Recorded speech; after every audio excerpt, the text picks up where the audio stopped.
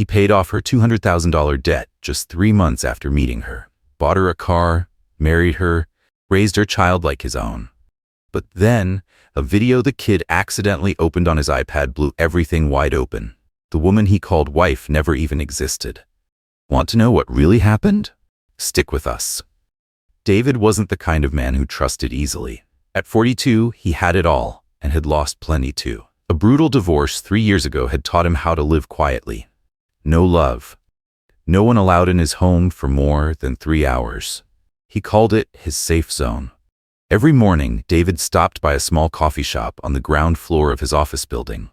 Not because the coffee was great, but because it was quiet. No one knew he was the CEO of a multi-million-dollar tech company, and he never tried to be noticed. Until one rainy morning.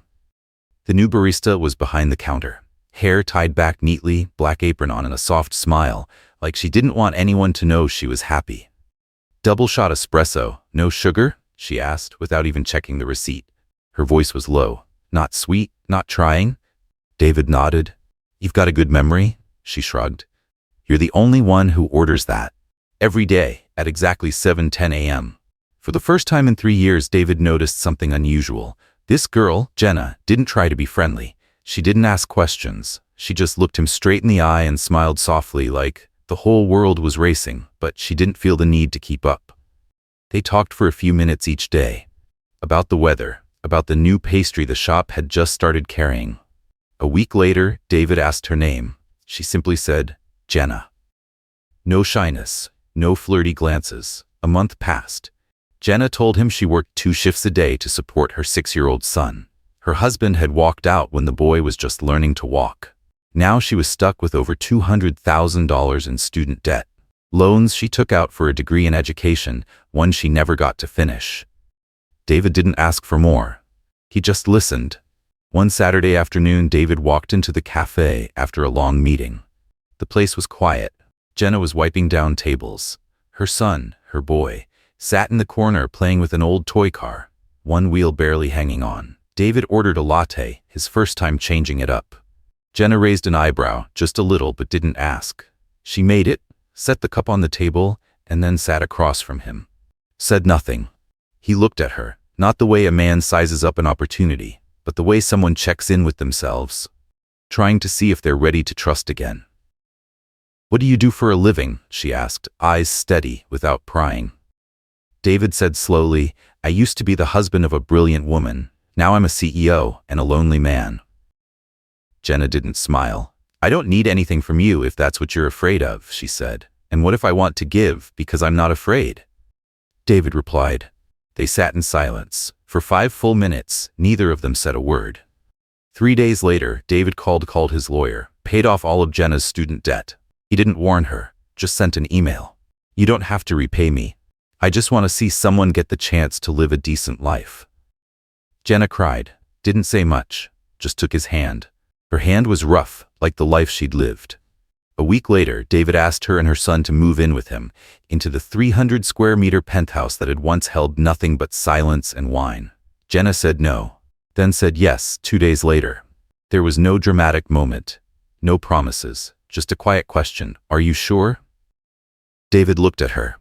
"For the first time in 3 years, I want to trust someone, and I think I picked right." Jenna nodded. That first night under the same roof, they didn't touch. The boy slept in his own room. Jenna stood on the balcony, looking out over the city, her apron still draped over the back of a chair.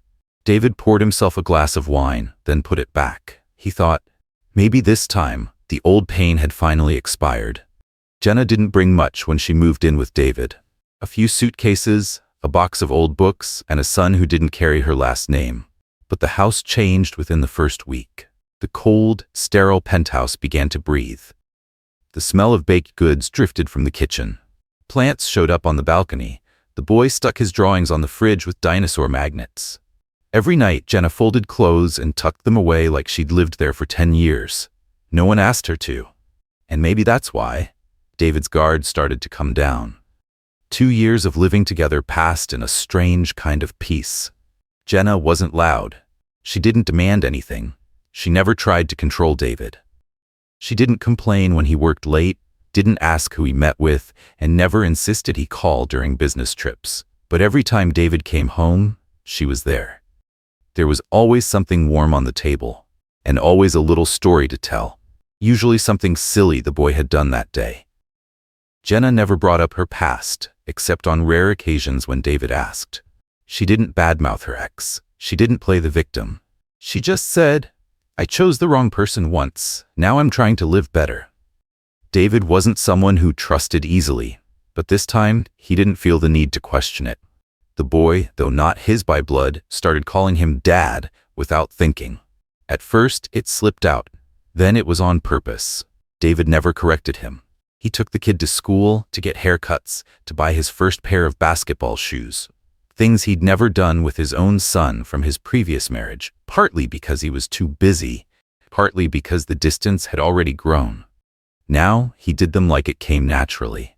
David's old friends, those who'd kept their distance after the divorce, started coming back around. They said he'd changed, softer, less cold. They said Jenna had mellowed him out. At a Christmas party, one close friend joked, "She doesn't just make good drinks, she somehow stirred your trust back together." That line stuck with David for a long time. He started to believe he could begin again. Jenna never brought up marriage. It was David who did. On a quiet Sunday morning while she was still asleep, one arm wrapped around the boy beside her. He looked at them, two people with no blood ties to him, and felt peace. Not fireworks, not euphoria, just that calm feeling he thought he'd never get back. They had a small wedding, no press, no noise, just family and a few close friends. Jenna wore a simple white dress, no frills. She didn't cry, but she held David's hand tightly, like she was afraid it might disappear. After the ceremony, David walked her to the parking lot. A white Mercedes GLC sat waiting, a red bow on the hood. Jenna froze. David didn't say a word. He just opened the door and handed her the keys. "You said you feel safer driving a good car. I think you should get to feel that, every day."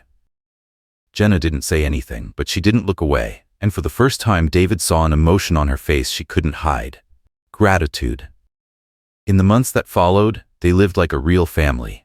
No honeymoon, no luxury vacations. But every evening, Jenna cooked dinner. The boy did his homework, and David poured a glass of wine, sometimes tea, and the three of them sat at the table, sharing little stories from the day. One night, Jenna asked, "Do you ever regret it, letting me into your life?" David didn't even pause. "No. This is the first time I don't feel like I have to hold everything together just to keep it from falling apart." She didn't answer with words. She just reached for his hand under the table. The boy was in the middle of telling a clumsy joke that neither adult fully caught, but all three of them laughed anyway. In that moment, David truly believed he'd gotten it right this time. He still remembered the feeling that night, a regular Wednesday evening. The boy was coloring. Jenna was folding laundry. Everything felt so stable, so ordinary. He couldn't have imagined that just hours later, a single small detail would knock his whole life off balance. The next day, he got a call from the car company's service department. The man on the line was polite, but there was a hint of confusion in his voice. "Hello, sir. We run remote diagnostic checks on a regular schedule. Your Mercedes GLC has recently shown multiple camera interruptions. It looks like the recording system was manually disabled, then reactivated a few hours later." David was quiet for a few seconds. "Do you know why?" "No, sir. But the cameras were shut off from inside the vehicle." David didn't react. He just thanked the man and hung up. He didn't ask Jenna, didn't bring it up. But in his mind, a small compartment opened and he placed that doubt inside. Not angry, not confused, just something to watch. After that call, he started noticing more. Jenna was going out more often. She said she was volunteering at a local shelter. Some nights she came home late, exhausted, sometimes carrying leftover food, saying, "The kids didn't finish it." None of it was suspicious on its own. But what caught David's attention wasn't where she was going. It was how she'd suddenly become busy during the same hours that used to belong to their family. Jenna also said the boy had started extra classes, a new program at an education center nearby. But whenever David asked for details, who the teacher was, what he was learning, what the schedule looked like, her answers were sometimes clear, sometimes vague. He didn't press. just filed it away in that same quiet compartment in his mind. The boy changed too. Quieter. One time, David saw him look at his mother, then turn away without a word when she asked if he wanted another slice of cake. A small gesture, but in a child, small things speak volumes. That night, Jenna was out. She said she had a meeting with her volunteer group. David stayed home, cleaned the kitchen, did laundry, and noticed she'd left her iPad on the sofa. The screen was lit up, unlocked. The boy had been playing a game, but got bored and started swiping through photos. As David walked over, the boy tapped on a video. "Daddy, this is me in the car," he said, just happy to show something off. David looked at the screen. He saw Jenna, hair down, face angled, smiling. She was in the back seat of the Mercedes, filming in selfie mode. But a few seconds in, another face appeared. A man, younger than David, muscular, wearing a tight black shirt. His face wasn't fully visible, but the build, the posture, completely unfamiliar. They didn't say much, just soft music from the radio, quiet laughter, and the man's hand slipping naturally around Jenna's waist, like he'd done it many times before. She didn't pull away. She rested her head on his shoulder. David held the iPad long after the video ended. The screen went dark. The boy had already run off, chasing after a toy. David stayed seated, fingers still resting on the play button, but he didn't press it again. He didn't get angry, didn't shout, didn't make a call. Instead, he stood up, quietly returned the iPad to its place. Calm, precise. That night, Jenna came home late. She said there was an emergency at the shelter. They had to call for outside help. She sat down at the table, opened a takeout box. David noticed the mark on her wrist, like she'd just taken off a new bracelet or watch. He didn't ask. She asked if he was tired. He said just the usual. Then he stood, grabbed a bottle of wine, and poured for both of them. She looked surprised. He hadn't had wine in a while. David raised his glass. "You always said volunteering made you feel useful." Jenna nodded. "Yeah, it helps me stay balanced." He clinked glasses with her, looked into her eyes for a long time, not to interrogate, but to see if, after all those months, there was still any trace of truth in the eyes of the woman he loved. Or if it was all just performance. He couldn't find the answer. But the compartment in his mind had now split into many drawers, and one by one new questions were starting to slip in, quietly, steadily. The next morning, David went to the office like always. Met with the development team. Reviewed the quarterly reports. Replied to partner emails. No one knew that the night before, he'd watched a video that could burn his marriage to the ground. He said nothing to Jenna. Didn't mention the iPad. Didn't ask about the unfamiliar man. And he never played the video again. Once was enough. That afternoon, after a meeting, David made a call to an old acquaintance who used to handle internal security for the company. Not a heavyweight private investigator, but discreet. Experienced. Trusted. "Keep it low-key," David said. "No attention, no interference, just observe." The man understood immediately. He didn't ask why. 3 years ago, he'd helped David quietly dig into his ex-wife's financial accounts during the divorce. Now, David needed the same thing again. The truth. No guessing. No emotion. A week later, the first report came in. The man in the video wasn't a stranger. He was the fitness trainer Jenna once suggested they hire, so the whole family could get healthier. His name was Troy Madden, age 33, former trainer at a private gym on the east side of the city. Jenna had introduced Troy as a friend from a previous job, said he was dedicated, professional, and wouldn't charge much. David agreed, figured the boy could use the exercise, and honestly, it seemed like a good thing. Someone to help Jenna stick to healthy habits. Now, everything was starting to tilt. The hours Jenna claimed she spent volunteering matched perfectly with Troy's private training sessions, at a gym she never once mentioned. On some days, she left the house with a gym bag but never went near the shelter. Traffic cams and GPS logs from the car confirmed it. Troy kept showing up at the same places Jenna did, 3 times a day on some days. In the morning at a cafe near the park, at noon in the gym, and at night at a luxury apartment complex where he rented a small studio. In the security footage from the building's parking garage, Jenna was seen with Troy twice, less than a week apart. They didn't hug. Didn't do anything overt, but the way they stood, the closeness, the eye contact, the ease between them, it wasn't the kind of body language shared by two people, connected only through fitness. The report was detailed enough to send a chill down David's spine, not because of the betrayal itself, but because of the planning. The times the in-car cameras were disabled, the way their schedules mismatched with precision. The nights Jenna brought home leftovers were the same nights she stopped by Troy's apartment. David read every line with a steady face. He didn't make a call, didn't confront her. He printed the report, clipped it neatly, and locked it in the safe. After that, David kept living the same way. Still made tea for Jenna every morning, still helped the boy with math homework on Monday nights, still went grocery shopping with her on weekends. Nothing changed, on the surface. But inside, he was peeling away the masks, one layer at a time. He remembered the day Jenna first suggested hiring a trainer. The way she said, "I think you could use someone professional, help with your back pain." Her voice was casual, barely a suggestion. But now, replaying it in his mind, it felt like part of something scripted. He remembered the boy's birthday party. Troy had come, bringing a small gift. David hadn't thought twice about it. But now, looking back, the way Jenna looked at Troy wasn't how an employer looks at a trainer. It was the look of someone who'd been touched, many times, and wasn't afraid of being seen. He even remembered the night Jenna asked if he could sleep in the guest room for a few days. "Your snoring's been loud lately. The kid can't sleep." He didn't think twice. But right after that, Jenna came home late, 2 nights in a row, said she was covering night shifts at the shelter. Now he knew that shelter hadn't run any night programs that entire week.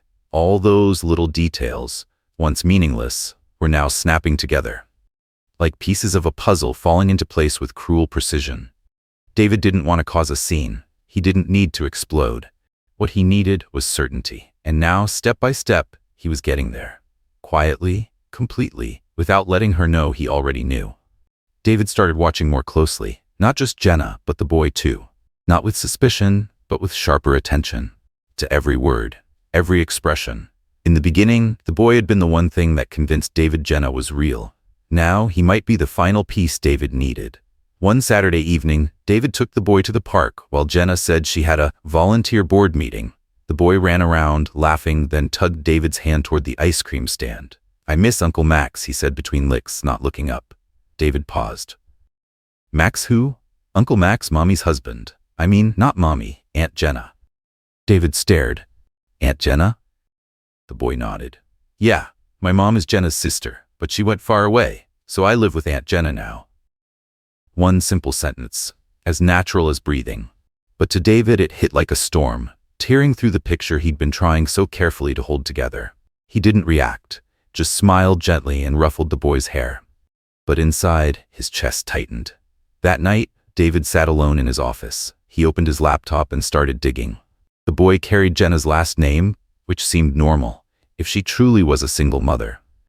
But David had never seen a birth certificate, never heard details about the hospital, the exact date, the delivering doctor, the kinds of things a real mother tends to remember by heart.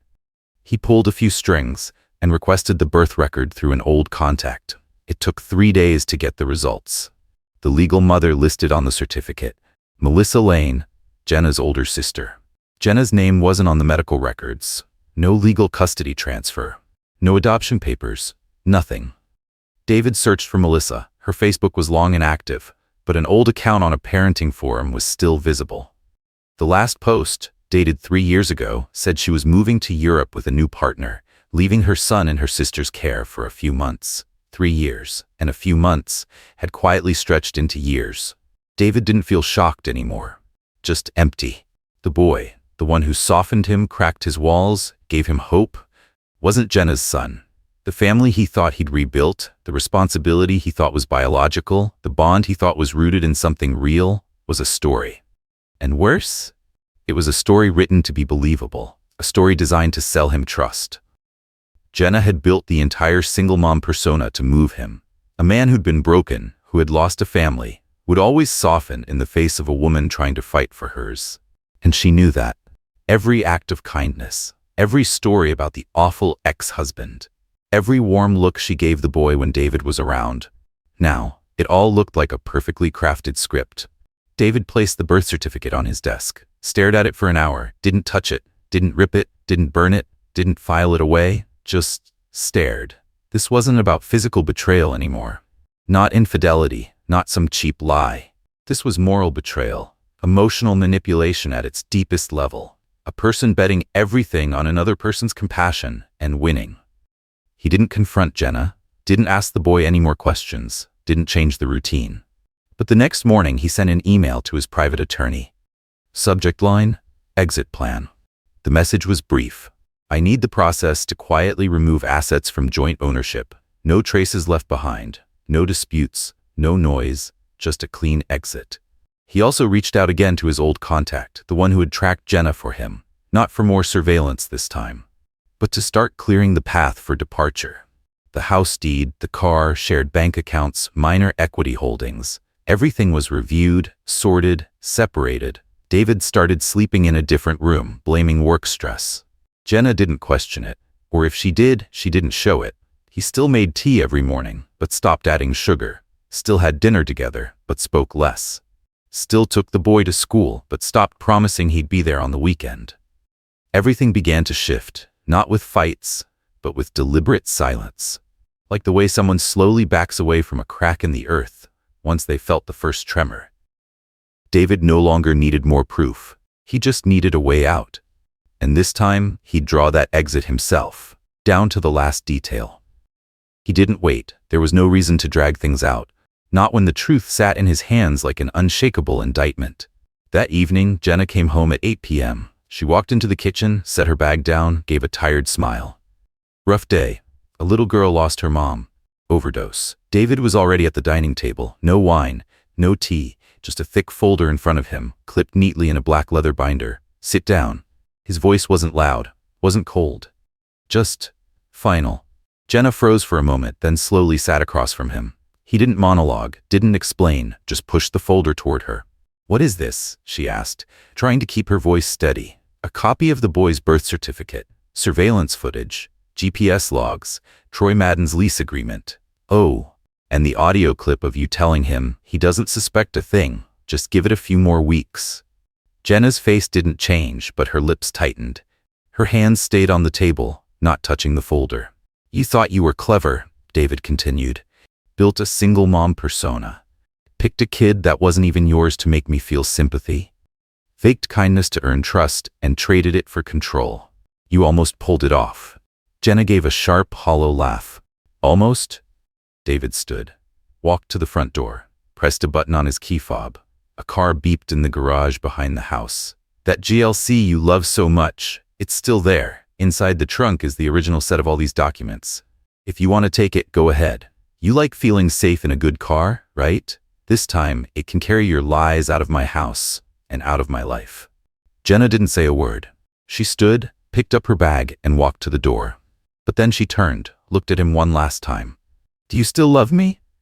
David didn't smile. I did, but the person I loved never existed. She didn't cry, didn't beg, didn't fall to her knees, just nodded, like someone who knew they'd played a bad hand and all the cards were already face up. An hour later, Jenna was gone. She didn't take much, just the car. She didn't look back. The next morning, David found an envelope in the mailbox. Inside, a single sheet of paper. I don't know how to do anything but survive. And sometimes to survive, people choose the worst way. He folded the note, didn't read it twice, didn't keep it. He stepped into the backyard, lit a match, and burned it. Watched the ash rise, the last lies leaving the house he had finally reclaimed, both in reality and in spirit. This wasn't a breakup. It was a verdict. And Jenna had accepted her sentence without a courtroom. After the ashes had all blown away, David stood in the backyard for a long time. The morning breeze was light, the sky overcast, no rain. Inside him, there was no anger, no hate, just a clean emptiness, like a table freshly wiped down. All the old layers had been stripped away, even the emotions. The next morning, he sent an email to the board of directors. A 6-month leave of absence. No detailed explanation. Just one sentence. I need to put something more important than work back in order. An interim executive was appointed. All signing authority, approvals, operations. David stepped away from it all. The first week, he did nothing. Woke up early, drank tea, read books, cleaned the apartment. The penthouse felt emptier, but also lighter. Every trace of Jenna had been packed, shipped off, or thrown away. The boy never came back. and David didn't go looking. In the second week, David reached out to a nonprofit that helps victims of emotional and financial fraud. Not out of sympathy, but because he needed to know, was his pain really that unique? It wasn't. At the center, he listened to dozens of stories. A woman who lost $70,000 to a man she met online, who claimed to be a combat doctor. A retired man who sold his only home to rescue a girl overseas, only to never hear from her again. A single mother who shared pictures of her daughter with someone posing as a recruiter, only to be blackmailed later for provocative images. Each story was different, but the emotions were the same: trust, betrayal, and the shame that kept them from telling anyone. David listened. He didn't judge. He didn't share his own story. But in every look, every voice, he realized he wasn't the first to be hurt for being kind, and he wouldn't be the last. He started working at the center every day, not just as a listener, but as someone helping lead workshops, providing financial support to victims, even advising on personal security strategies. The skills he'd used in tech, now redirected to clean up emotional wreckage, not balance sheets. One day, the center's director asked him, "Why are you here? A millionaire CEO, doing volunteer work?" David answered after a few seconds of silence, "I used to think I was smart, but then I learned kindness without caution is just a trap waiting to be set." The director didn't ask again. In the third month, David called his lawyer and had his entire will rewritten. Most of his assets, including company shares, real estate, and investment funds, were gradually transferred into a private trust named Second Chance Foundation. The foundation would be owned by the organization he now worked with, under a clear mandate, to help victims of emotional manipulation-based romance and financial scams. When friends heard the news, calls flooded in. One of them blurted, "Are you out of your mind? You're giving away almost everything to a charity? What's left for you?" David just smiled. "I still have enough to live. I just need peace of mind about what's left." One close friend showed up in person, asking again, "You really don't regret it?" David poured them both a cup of tea. "Of course I do. But not because of the money. I regret the times I could have seen the lies and chose to believe instead. And now? Now I choose to act. Because if there's someone out there like me, they shouldn't have to go through it alone." That night, David stood on the balcony, looking out over the city. The wind still moved. There were no more childish giggles, no more high heels echoing down the hall, no more scent of baked goods drifting from the kitchen. But there was also no more doubt, no more manipulation, no more asking, "Why me?" Just him. And for the first time in years, that was enough. The bar sat on the rooftop of a boutique hotel downtown. Soft amber lighting, lazy jazz playing in the background, cocktails priced 3 times higher than they should be. David didn't come for the drinks. He came because he needed a night where no one knew him, and no one cared to. He sat at the bar, ordered a whiskey on the rocks, and quietly watched the room. A middle-aged couple whisper arguing. A group of 20-somethings laughing too loud. A man alone, staring at his phone for 10 straight minutes, never typing a word.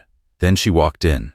He didn't recognize her at first. Her hair was shorter now, softly curled, red dress, red lipstick. A charming smile like the whole bar was her stage. The man with her looked at least 20 years older, but dressed like he was barely past 30. Gold watch, Italian shoes, cologne that smelled like power trying too hard. They sat at a table across the room, not far from him. Jenna scanned the place, and her eyes landed on David.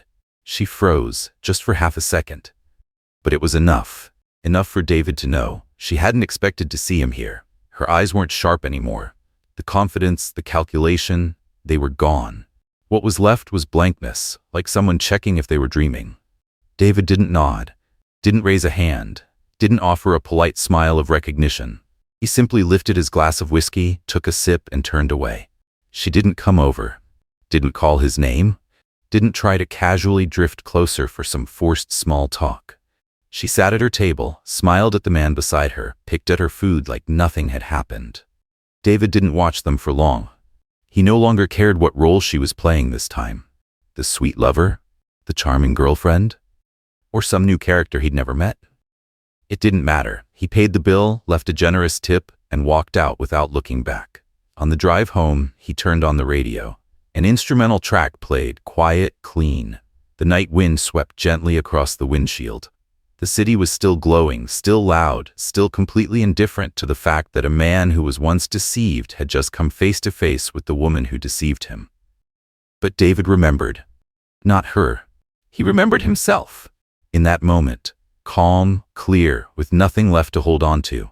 He thought about everything that had happened. All the times he had doubts but couldn't be sure. All the times it hurt but he stayed silent. All the moments he wanted to believe, even when something deep down told him not to. He no longer felt angry at Jenna, and he didn't forgive her either. He just no longer saw her as important enough to hold on to. And that, to David, was the greatest freedom. He drove down the same old streets, once filled with memories, with hurt. Now they were just roads. And he was just a man, finally relearning how to trust, but this time with his eyes wide open. Some people don't come into our lives to stay. They come to teach us something. And sometimes the lesson costs everything. Your trust, your wounds, and at times, even yourself. David didn't lose because he loved the wrong person. He lost because he forgot that love without reason can become a trap wrapped in soft words. We've all chosen the wrong person at some point. But what defines us isn't the fall. It's how we get back up once we understand why we fell. What about you? Have you ever trusted someone so much that you ended up losing parts of yourself? If you were in David's place, would you forgive? Or would you walk away in silence? Drop your thoughts in the comments below. And if you want more stories like this, real moments about love, trust, and the choices that shape us, don't forget to follow the Love Stories channel so you never miss an episode. Love can be medicine, but with the wrong person, it becomes poison. Choose the person wisely before you choose to give everything.